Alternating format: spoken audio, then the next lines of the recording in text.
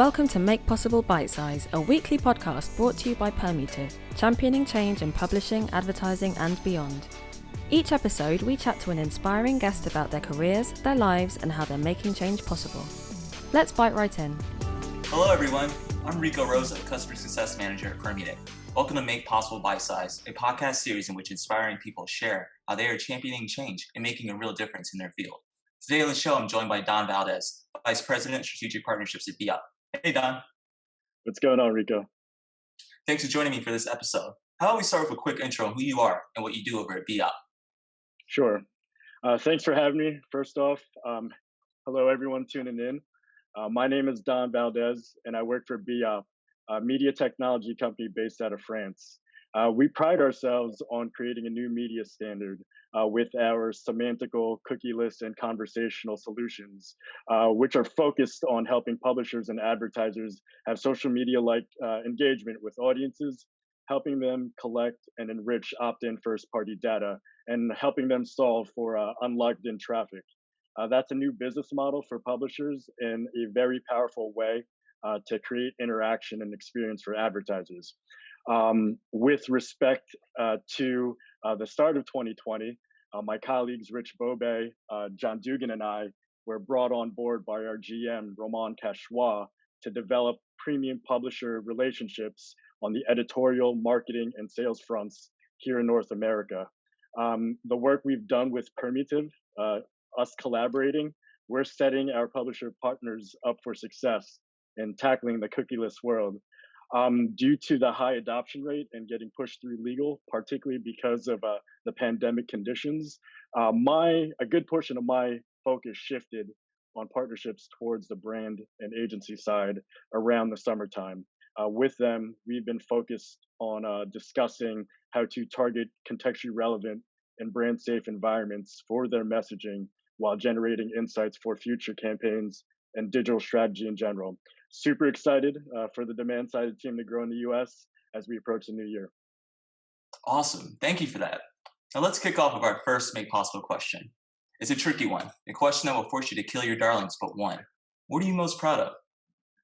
I'm going to cheat on this one a little bit. I'm going to answer with that I'm super proud of my families. For my immediate family, this year, I was fortunate enough to become a new father in April, and my wife has done a stellar job in being the matriarch to my son and I. My wife is a BuzzFeeder, and I saw that you guys had Ken Blom on here a couple weeks ago. I just want to say shout out BuzzFeed for being wonderful throughout the new parenting experience for us. My second family, BeOp, has done an extraordinary job with our business continuity efforts during the pandemic with three key developments. The first being the only ad tech company to grow in France. Second one is our partnering with Hyundai and Havas on super strong campaigns this year. And the third is getting approval to grow in North America by over 200%, such an achievement. Lastly, just want to shout out my veteran family. I was able to introduce a few of my friends into the ad tech industry, served with most of them in the Marines throughout the last 2 decades. Now quite a few of them, believe it or not, are on the agency side, commanding programmatic budgets and developing strategy for large brands. So they motivate me and they continue to make me proud every single day. Well, congrats on being a new dad, and I'm thrilled to hear you're doing your part for those that serve. My father's a 22-year vet, so you guys hold a special place in my heart.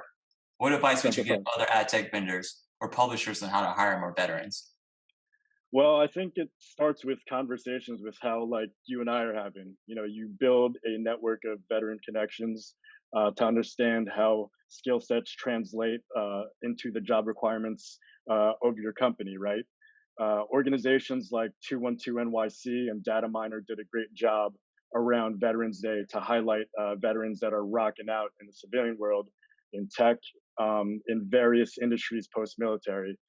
My friend Niles Thorne at Matterkind is spearheading a program called Frontline, specifically geared towards veterans interested in media. I'm a product of the Daily Show with Jon Stewart's Veteran Immersion Program. So I think it's important to give transitioning veterans the confidence to dip their respective toes in the water while also humanizing those individuals to the private sector. If anyone out there watching this is truly interested, I'm happy to make connections. Awesome, absolutely. So our second question here, Don, what are you focusing on today to move onward and upward at work?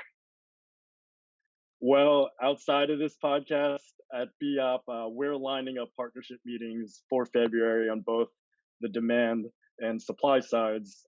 You heard that correctly. January is already booked. It's a good busy, but looking at the calendar, it's just like, wow. Currently, a few of our publishing partners are working on their subscription strategies and segmentation methodologies, which we're helping out on next week. We also have some of our new members joining the team in New York, so we're also working on their onboarding.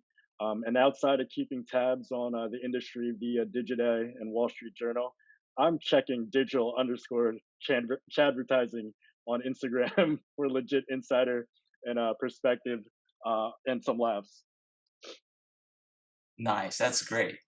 And so our final question for today's Bite Size show is, what has been your guiding light or philosophy in making things possible?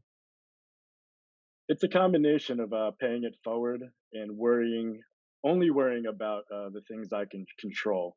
You always want to do things for people without expecting anything back, because having a full heart of gratitude and peace of mind make it enjoyable to make things possible in this crazy world, whether it be at home, work, our country, this world.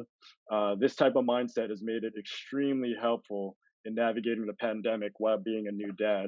And one of the things that one of the topics that I think isn't highlighted as much is the mental well-being of the entire human race, particularly with going through something together that hasn't happened in almost 100 years. So I think in times of uncertainty, certainly kindness goes a long way because you never know what your neighbors are going through. That's a winning attitude through and through. And so that's a great way to end there. First and foremost, thank you for your service, Don. Thanks for being a part of today's episode. Hopefully you enjoyed it. It's been awesome, man. Thanks so much for having me, and looking forward to grabbing a couple of drinks with you in real life. Awesome. And so that leaves me with thanking all our listeners and viewers for tuning in to Make Possible Bite Size. We're taking a little break over the holidays, and we'll be back on January 5th with another inspiring guest talking about what they do to champion change, think in exciting new ways, and make a difference. Bye-bye. Thank you so much. Bye.